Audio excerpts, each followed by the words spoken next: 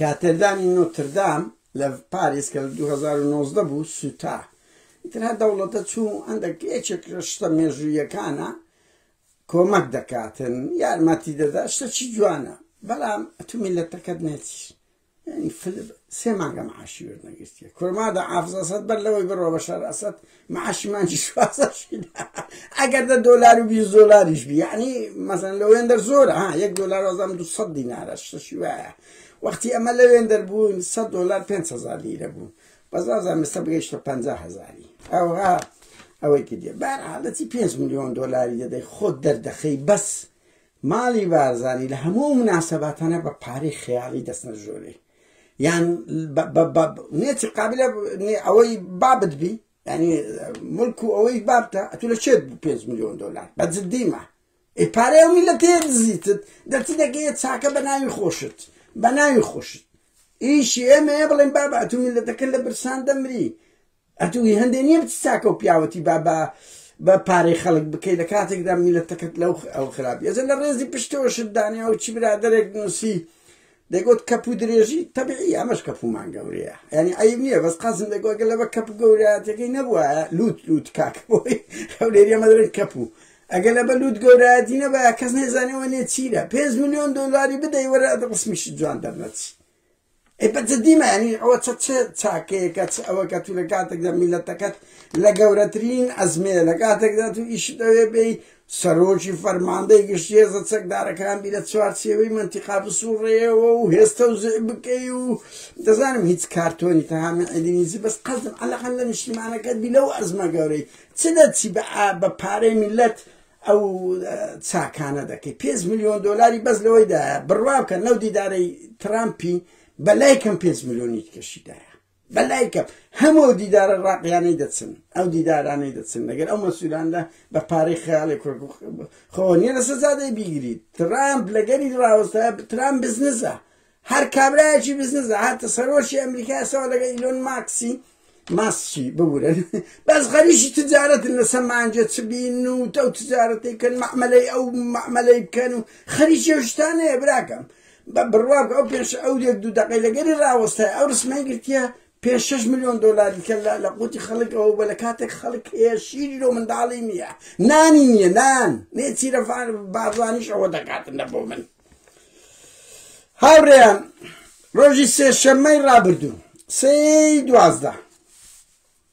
نێچیر سەیری ڕۆژنامەی خەبات دەکە کەلعادە ئەڵێن ئەو ڕۆژنامەیە مەسرور قسەشی جوانی کرد بگوت وەڵای ئەو کەچیسینە ئەوەندە کلاسیکە بەزەم لە بە بابم قەپات ناکەم ڕاستی شتەکە ینی بەجددی کوردستانی نوێ و خەبات وانە براتی و چ دەوری هەیە ینی چ دەوری هەیە ئاسا ئەو پارەی ئەو میلەتەی یعنی کە سەرف دەکەن کاغەزێکە بڕوا بکە لۆ ژینگەش خراپن یعنی ئەو کاغەزە ینی لە ژینگەیە لە دار ئەوە دەکرێتە ئەو کاغەزە لەو کاغەزەش دوای ئەو فرێ دەدری ینی بەجددی ینی حرامە ئەو پارەی ئەو میلەتەی لەو جەریدانە سەر دەکەی سەردەمی نێتە براکەم چ تێ بڕۆ لە نێت هەر لە هەموو دنیا جەریدە و شت زۆر سەنجینەمە هەمووی کەتە ناو کۆمپیوتەر بەهەرحاڵ سەیری کردبوو بە بەردەوام نێچیر ناوی دەکەویتە لاپەڕە دووسێ لە کاتێک دەکاکە سەرۆکی ئەرێمەواتە بە شاراسەدا دەبی مەسعود لەوی گچکەترا مەسعود زۆر لەوی گچکەترا هەر بۆ زانیاریتان هاوڕێیان مەسعود بستە هەر شوێنەک نێچیر ناچی نەک لە ڕقان لەوەیە مەسعود سەرۆکی حیزبە بەر لە نێچیری وتار دەخوێنتەوە لە ڕووی قانونی پرۆتۆکۆڵ دەبی نێچیر بخینتەوە مەسعود قبوڵی نییە و سەرۆک حیزبە و سەرۆک هەرێمە بۆیە نێچیر ناچی وەگە سیرکرد قەت ناسە ئەو شوێنێک ئەو وتار بدە ئەویش وتار بدە بەهەرحاڵ سەیر دەکا کاکە با ئەوەتان لە بۆ پیشان بدەم بالۆتان پیشان بدەم هاوڕێیان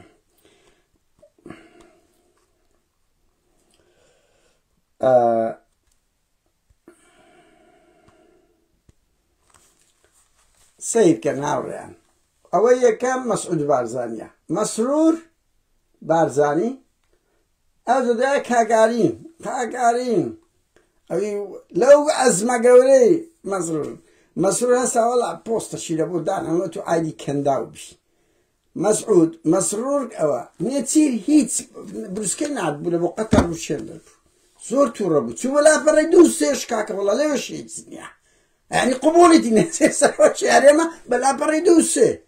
يعني والله إلى باشكو كانش دايبني قبولتي حيزنا بزورت ربو بدواتوني كتبو بيوندي بخبات كتبو خبات وتم كاك والله خطا الأمانية خطا الأمانية هموكات لا بريه كم تعود بي أوزا جماعتكات دينن كان كسا كان عين نزار قادرة سامي أرقوشي لو يدنيلي لا بويا ذاك لها بريدوسه يعني خلل ببرنامج نبوه لناو روزنامه خبات خللك لناو مكتبي نتيرة لحزبي ولا سلوكاتي هاليوم بأنقص تأخيري عندك لسركساتي أخيري كلا بريه كم تعود بوزلو عندبرت إيه تقولوا لا بريدو مسلم وتوها نان هنا أوزاري نان هنا نتير تأخيرك شيء نزار قادر لقر سامي أرقوشي برادره بيكو بنهردك بيجرب طبعا مثلا وقتی خوی مسعود روزك جيلو سامي أرقوشة بقولي أولادنا ودنج زور ناخوشة أتلاقي دنج ناخوشة بويا زين نسيري شاتي مسعود ومسعود تروي بكن أو دستي وريا عندك لي باش ماوي أو بي بردو بيك ناخوي كديتي مسؤولي راجع عندن برحال نتصير ده سامي أرقوشي بنزاري ده والله سامي نيجي كمان احتلينا ده لوي كشف ده بيه هر هموي سامي أرقوشي كره هاوريان سامي أرقوشي لاقي سامي نتصيره تم تسارم نتصير زام حظ لو نكتانه لاقي سامت لنا ونديه لاقي تسارميتي لقريتي لهمون هن يكاني أقدر مسؤولي راجع بنت لا مزفر راجعتي درسو ببرنامج باراستن أو إشياء كرديا نه نادل السكاتي بنشين يعني برنامج باراستن قلنا برنامج روزنامه خبات بأنقصت وليبكن سامي أرقوشي عيدي باراستن بوا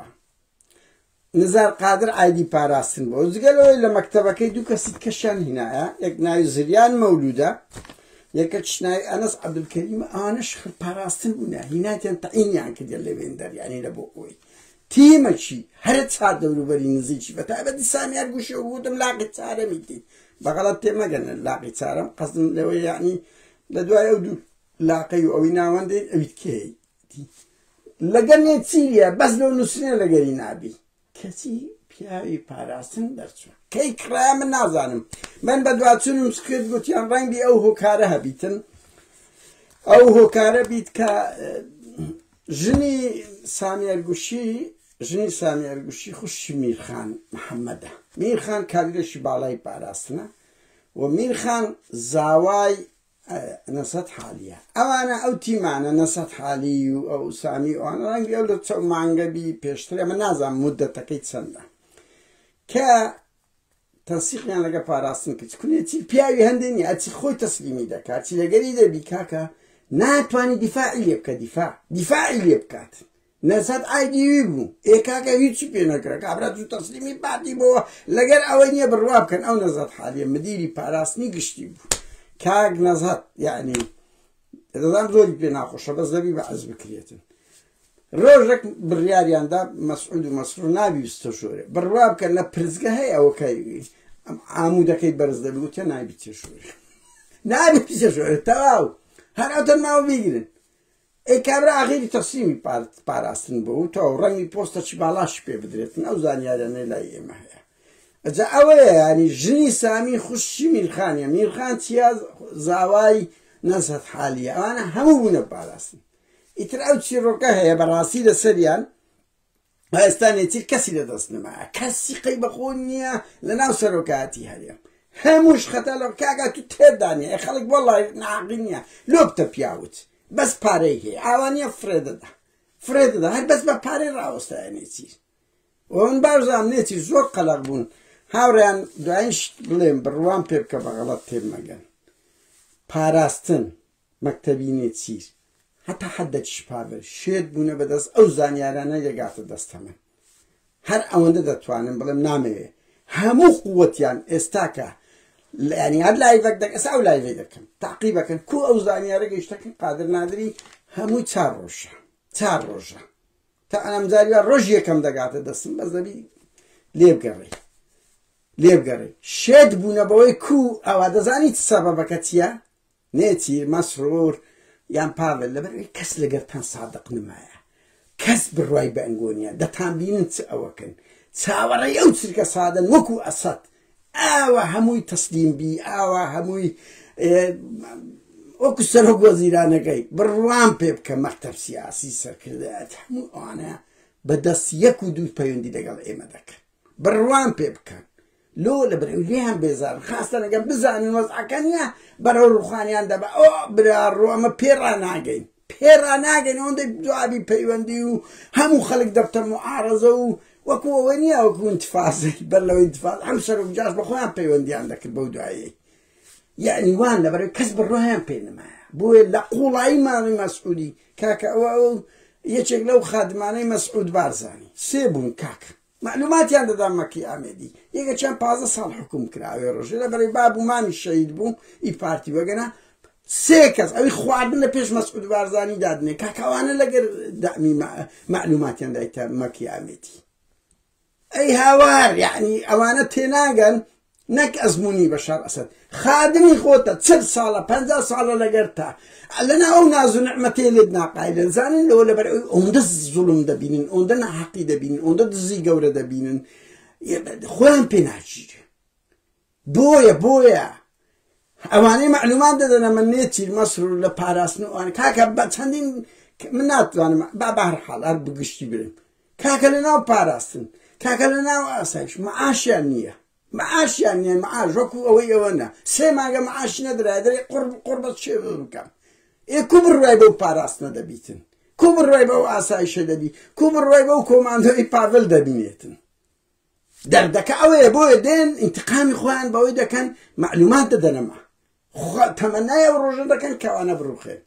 بەهەرحاڵ ئەوە چ حزبەکە یەک ئاوا تەجەسوس لە قوڵایی یەکتر بکەن دوو ئەوانە چۆن ئەو خەبەرانە دەگاتە دەست ئێمەمانان کورە وەڵاوە نهیارە کورە بڕادەران بە قورئان پارتیۆشتی زۆر فشن ئەمن ئەو ماوەی ئاگام لێیانە ئەو 2-3 ساڵەی هەر هیچ نین بە قورئان بەتاڵن ئەگە بەتاڵ نەبن یعنی وەرە حتا خەڵکێک دەکوژن ئەزیەت دەدەن هەموو خەڵک